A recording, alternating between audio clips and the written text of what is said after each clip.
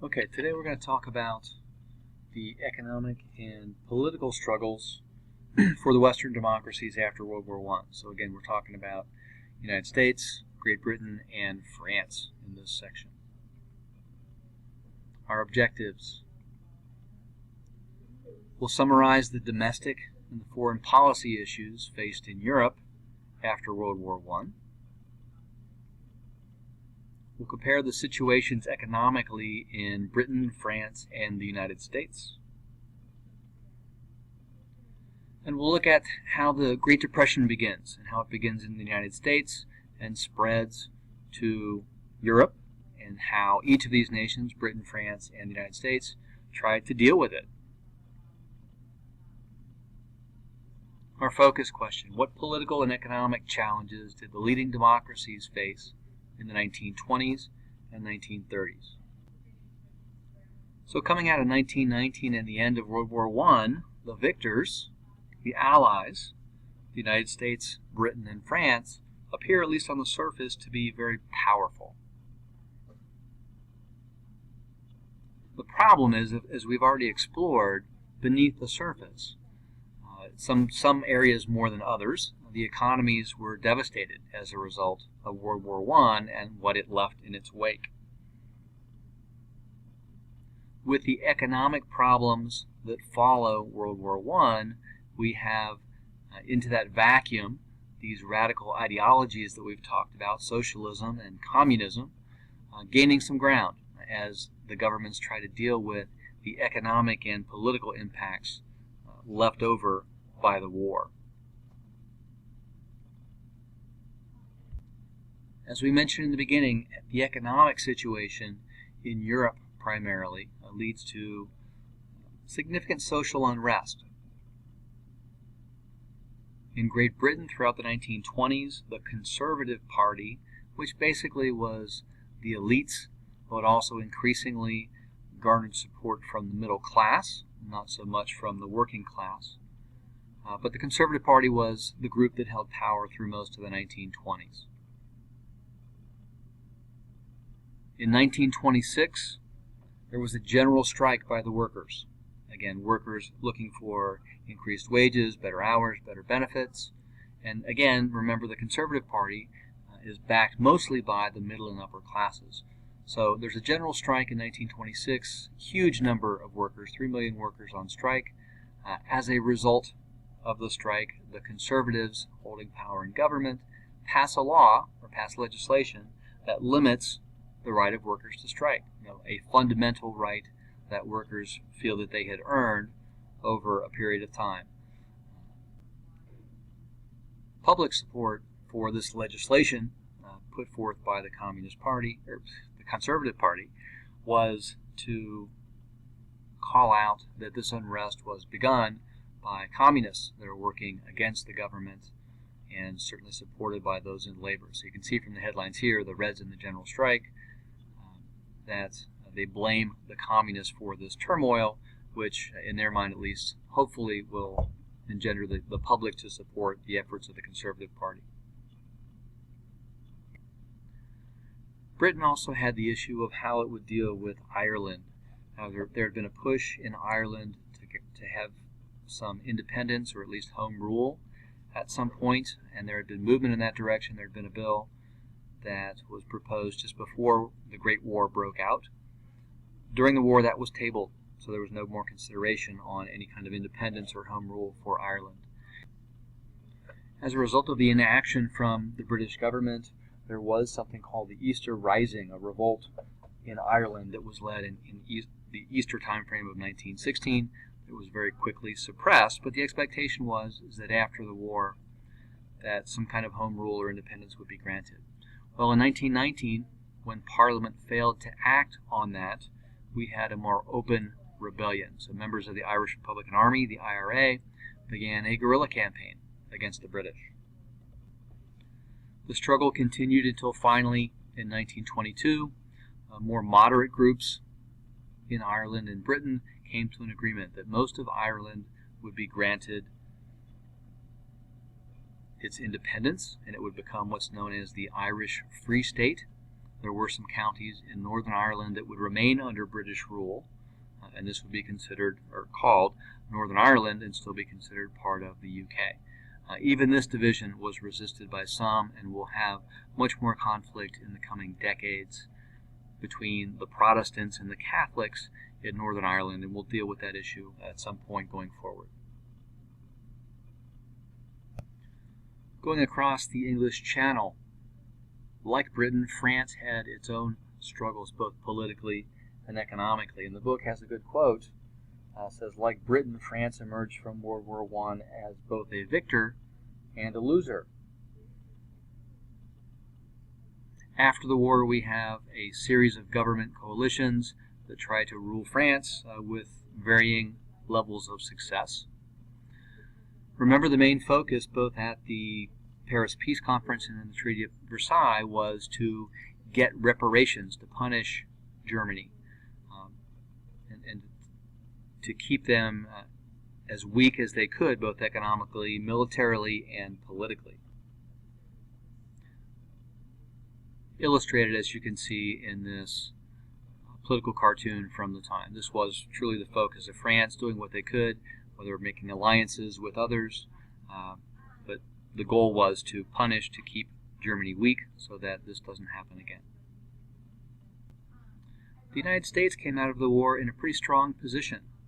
We didn't suffer much loss of property because the war and the battles were fought in Europe.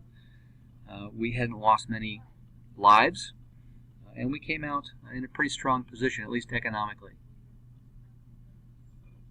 You can see on this chart here, in terms of deaths by countries, the United States is very far to the right, just between Bulgaria and Greece. Certainly nothing close to what the European powers suffered, on both sides of the war. But that's not to say that there wasn't unrest in the United States. There certainly was a reaction to the Russian Revolution, the Communist Revolution in Russia. And there was certainly this fear that communism would spread beyond its borders, whether it's in Europe or even to the United States. So we had the first of what will be several Red Scares happen. So fears of radicals and Bolsheviks that might come to our country through immigration and the like, and eventually infiltrate our government and have some kind of impact. And if you'll remember, thousands, millions of immigrants had come to the United States between 1890 and 1914 from Eastern European countries and Southern European countries. Very different from the previous wave of immigrants that had come from Northern England countries. And these immigrants from South Europe and Eastern Europe were very different. So the reaction to this Red Scare was to limit immigration from these parts of Europe. So we have a series of different acts that control immigration, limiting the number of immigrants that can come from these parts of the world, because basically in the minds of most of the public and in terms of the U.S. government, these weren't desirable people that we wanted to have in this country. Now, even previous to this time, there had been legislation that limited immigration from Asian countries, China and Japan. So that was already on the books. But certainly these issues and concerns with immigration from people in different parts of the world resonates with a lot of the discussion that we have in modern times, in our present-day political situation. Now, in addition to each of these countries having their own internal issues, they also faced some difficulty and some disagreement on international issues. So with regard to Great Britain, they recognized how onerous the Treaty of Versailles was going to be on Germany. And it was in Britain's interest to allow Germany to gain some strength economically in order to keep Russia and France in check. So they were willing to try to loosen the ties, if you will, on Germany, to let them get a little bit stronger so that they could be a check to other countries they were concerned about, that being Russia and France. Now, France is looking to set up any kind of alliances they can in order to keep Germany's economy weak, but also to keep them weak politically. So they're forming alliances with other countries in Europe to make that happen. France also takes some practical action to protect itself. It builds what's called the Maginot Line, and it actually is a series of physical protective fortifications along its border with Germany in order to prevent Germany from invading again, and we'll talk a little bit about that here on the next slide. It also makes some other efforts to update and strengthen its military. Now the Maginot Line here, you'll see a map. It is the French border with Germany, very strong fortifications built along that line, and lesser fortifications on the border with Belgium. It really was an engineering feat of its time. You can see it's a series of fortifications, underground tunnels, barracks, and the like, with armaments on top to protect this border with Germany. You can still go visit and tour some of these sites in France. Certainly was recognized as a feat of engineering, this impenetrable wall, as we'll see as we get closer to World War II, just how impenetrable the Maginot Line will be. Internationally, diplomatically, there were also some significant efforts to continue the peace. The most well-known of which is something called the Kellogg-Briand Pact. Now, it was initiated by the United States, ends up being signed by almost every independent nation and its colonies over the next couple of years. And the spirit of the Kellogg-Briand Pact is to pursue a spirit of disarmament. So to encourage agreements to limit the size of militaries. And we actually did see some treaties that limited the size of different navies. But countries that signed this pact also promise, or this agreement, also promise not to use. They renounce the use of war as an instrument of national policy. Okay, so they promise not to use war as an instrument of national policy. Clearly, in retrospect, this is something of a pie-in-the-sky endeavor, but you do see that at least there were some diplomatic initiatives to limit the use of war and to maintain the peace going forward. I want to mention at this point too, since we're talking about the spirit of keeping the peace going forward, remember we also had established by the Treaty of Versailles the League of Nations. Well, we also start to see as early as the 1920s some of the weaknesses in the League of Nations. Well, first of all, the Kellogg-Briand Agreement doesn't have any enforcement mechanism, so if anyone violates this treaty, there's not a lot that can be done about it, and the same was the problem with the League of Nations. If there are actions that are taken that are deemed to be aggressive, there can be a resolution passed by the League of Nations, but there really wasn't any enforcement mechanism to send troops, collective troops, or anything else to make that happen. And we see that manifest itself when Japan invades Manchuria in 1931, and yes, the League condemns it, but there is no physical action taken to reverse that situation. So we begin to see, even in the spirit of peace, the lack of effectiveness of continuing this peace with any kind of enforcement mechanism. Well, the efforts to rebuild the economies post-war in Europe begin to have some impact in the 1920s. We see some manufacturing and trade return. We start to see the middle class getting some strength.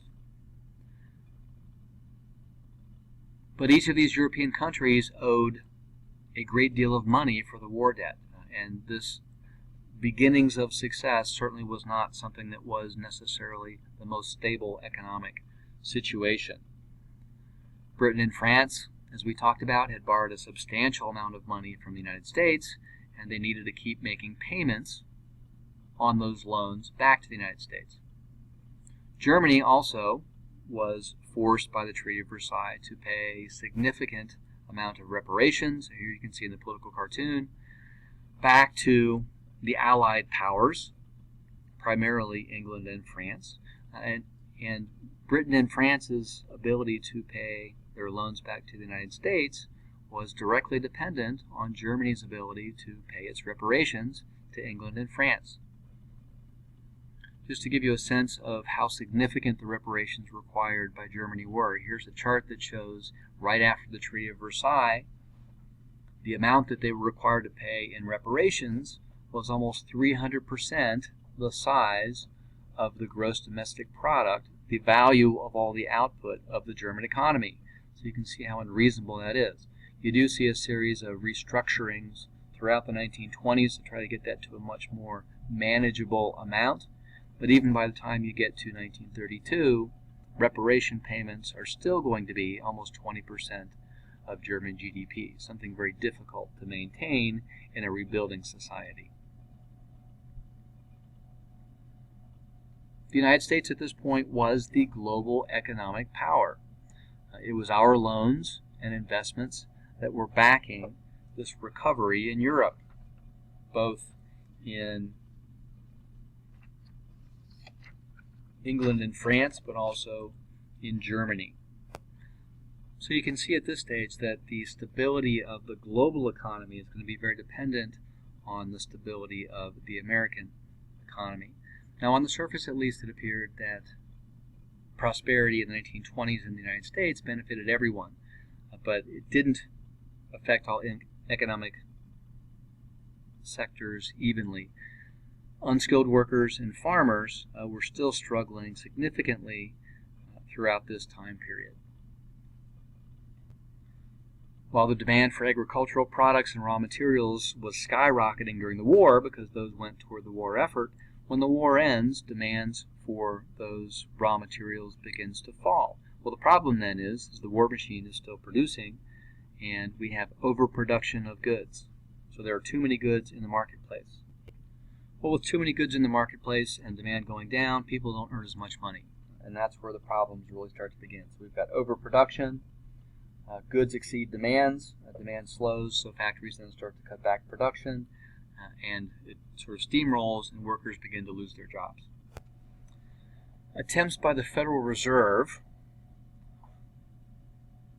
which is the central banking system of the United States that regulates the actions of banks, to try to maintain some kind of stability in the stock market are unsuccessful. And we'll talk a little bit more detail next year about how over-speculation, borrowing money to buy stocks had also contributed to this, but the stock market begins to fail.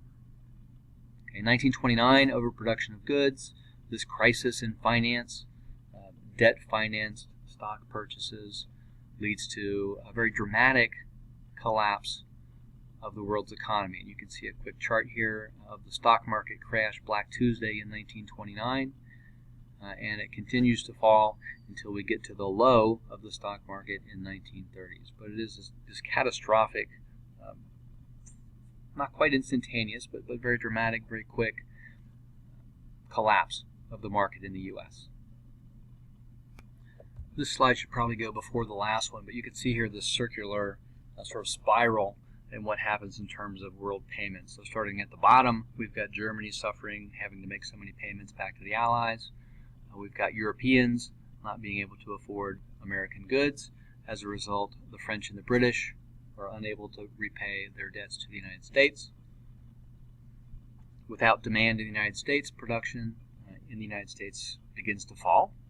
U.S. investors have little or no money to invest or continue investing in the rebuilding of Europe.